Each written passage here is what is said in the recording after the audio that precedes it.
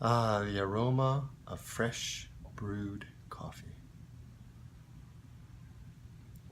And the taste as it rolls across your tongue. It's almost a religious, a spiritual experience, but not as spiritual as bacon. So today, I'm going to spend a little bit of time talking about spirituality and what it means to me.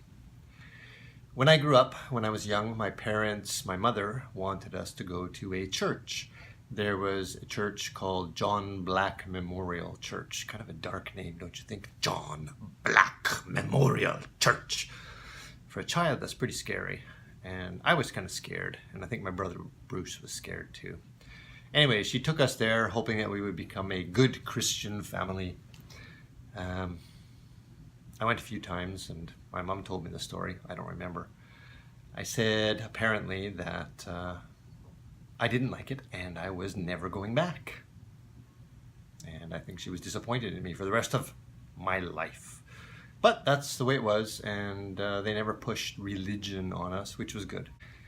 As I was growing up, I had some very good friends who, of course, went to church a lot and were very, I don't want to use the word religious because that can have a bad connotation. Spiritual in their way, believing in God and heaven and hell and things like that.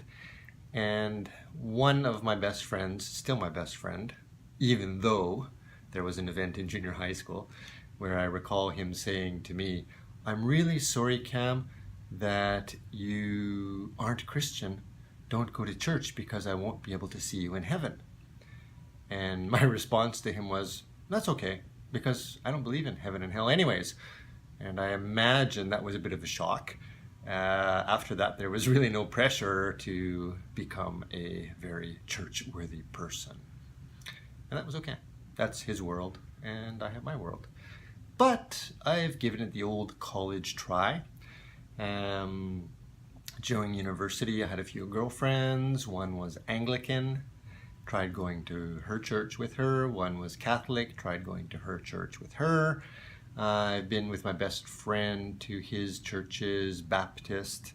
There was a period where he was going to Lutheran church and some of the Protestant churches and things like that. They all struck me as being made by humans, mortals for humans.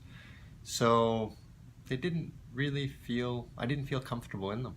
I went, but eventually I drifted away because I didn't like it. I didn't stay very long, to be honest. So I never really was a religious person per se.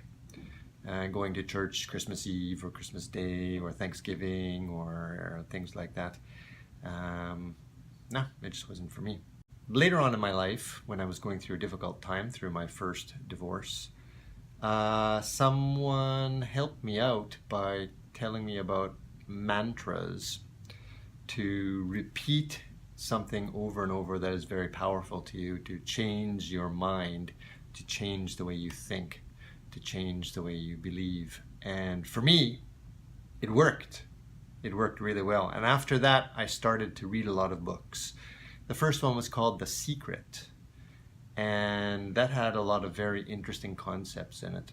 The fact that you can actually change your life by the way you believe and the way you think, and that your future is not determined, fixed in stone. So I started thinking about that and working on that, daily meditating and believing, and it took a lot of time. It took a lot of time because in my heart, I was very skeptical. Yeah, just because I say this, it's going to happen, right?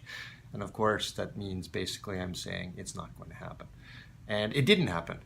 But there was a period of time where, at one point, something really, really small happened exactly the way I wanted it to. And of course, that led me to be very excited and believe more and study more and read more and learn more and practice more and challenge more. And eventually, as the years went by, 7, 8, 9 years now, I have become what I would say a very spiritual person, not religious in any sense, because my belief is that the entire world, the entire universe, the multiverse, everything, this pillow, this necktie, my hair, my soul, my everything, including this coffee and bacon, are all connected by the same energy, the same electrons, the same very primal force that runs through everything. It's all connected. And that's what I call the universe with a capital U. Some people call that God. Some people prefer the goddess.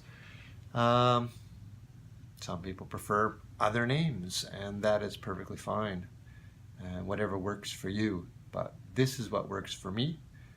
And I believe that if I focus on the universe and give thanks, gratitude, love, appreciation for everything and everyone in my life, including myself, because if you can't love yourself, how can you love other people, right? So you need to love yourself first in order to be able to truly love other people.